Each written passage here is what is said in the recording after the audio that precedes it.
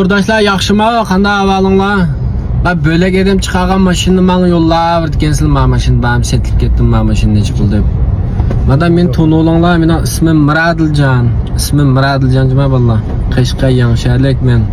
O'rnim Sichivan Changdoda.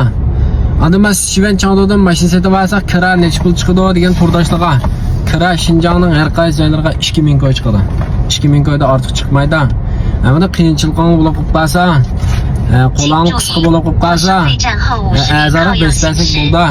500 koy 200 koy pul jiyak olmaydi sizlar bizni. Qo'limizdan keldigan shu, azan qilib beramiz. Bo'lmasa kira 2000 koy.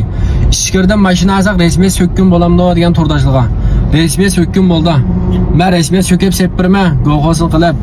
Resmiyat, mashinaning sifat, kapolat. Biz sağlam maşinada siz qo'lingni elab, men raz bo'ldim. Men mashina belen kepti, men xush bo'ldim. Resmiyetim joyida kepti, mashinam obdan kepti degicha. Bunga men o'zim sifat kapolat.